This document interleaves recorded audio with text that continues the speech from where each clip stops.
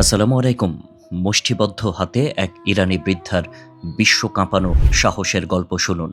হাতে কোনো অস্ত্র নেই, শরীরের চামড়া বয়সের ভারে কুঁচকে গেছে, চলাফেরা করতে হয় লাঠিতে ভর দিয়ে। তবুও তার একটি হুঙ্কার কাঁপিয়ে দিয়েছে বিশ্বের পরাশক্তিদের বুক। ইরানের এই বৃদ্ধার অদম্য সাহসের ভিডিও এখন বিশ্বজুড়ে কোটি মানুষের চোখের পানি ঝরিয়ে দিচ্ছে।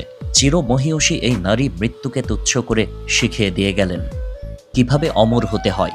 ইরান ও আমেরিকার মধ্যকার চলমান উত্তেজনার পারদ যখন তুঙ্গে, ঠিক তখনই একটি ভিডিও সামাজিক মাধ্যমে দাবানলের মতো ছড়িয়ে পড়েছে। এই ভিডিওটি ছোট্ট কোনো সাক্ষাৎকার নয়, এটি একটি জাতির শির দাঁড়া কতটা উঁচু হতে পারে তার এক জীবন্ত দলিল। ভিডিওতে দেখা যায় ইরানের চলমান আন্দোলনের মিছিলে হাজির হয়েছেন অতি বৃদ্ধ এক নারী। চোখে মুখে নেই কোনো ভয়ের ছাপ, বরং এক অদ্ভুত দৃঢ়তা। যখন তাকে জিজ্ঞাসা করা হলো, এই বয়সে আপনি উত্তেজনার মাঝে কি সাহায্য করতে পারবেন, বৃদ্ধার জবাব ছিল সরাসরি এবং বুক কাঁপানো। তিনি বললেন, আমি এসেছি যেন আমাদের যুদ্ধক্ষেত্র কোনোভাবেই খালি না থাকে, শত্রুরা আমাদের ভয় পায়। প্রশ্নকর্তা কিছুটা অবাক হয়ে আবার জিজ্ঞাসা করলেন, শত্রুরা কি আপনাকেও ভয় পায়? বৃদ্ধা পরম আত্মবিশ্বাসে বললেন, অবশ্যই, তারা পুরো ইরানি জাতিকেই ভয় পায়। কৌতূহলী প্রশ্নকর্তা আবারও জানতে চাইলেন, কিন্তু আপনার তো বয়স হয়েছে, শরীর দুর্বল, আপনি কিভাবে শত্রুর ভয়ের কারণ হবেন? এবার যে উত্তরটি এলো সেটি বিশ্ববাসীকে স্তম্ভিত করে দিয়েছে। বৃদ্ধা তার হাতের মুষ্টি শক্ত করে উঁচিয়ে ধরে বললেন, আমার শরীরে হয়তো আগের মতো শক্তি নেই, তবুও আমি আমার মুঠিকে শক্ত করে ধরেছি।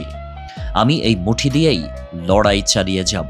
এই ভিডিওটি কেবল ইরানের মানুষের মধ্যেই সাহস যোগায়নি, বরং সারা বিশ্বের কোটি মানুষের হৃদয় স্পর্শ করেছে।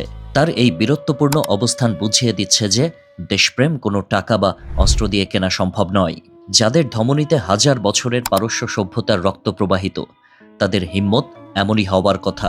তারা প্রয়োজনে হাসি মুখে জীবন দিয়ে দেবে, কিন্তু অন্যায়ের কাছে কখনোই মাথা নোয়াবে না।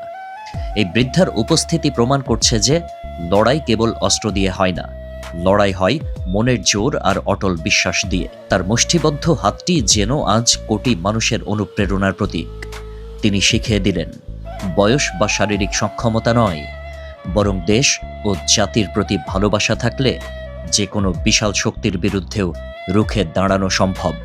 ইরানের এই বৃদ্ধা আজ শুধু একজন নারী নন, তিনি হয়ে উঠেছেন বিশ্বজুড়ে শোষিত ও বঞ্চিত মানুষের এক কণ্ঠস্বর। তার সেই অটল সাহস আর দেশপ্রেমের গল্প ইতিহাসের পাতায় অমর হয়ে থাকবে। মৃত্যু হয়তো তাকে একদিন গ্রাস করবে, কিন্তু তার সেই মুষ্টিবদ্ধ হাতের ছবি পৃথিবীর মানুষকে চিরকাল সাহসের যোগান দেবে। আল্লাহ হাফেজ।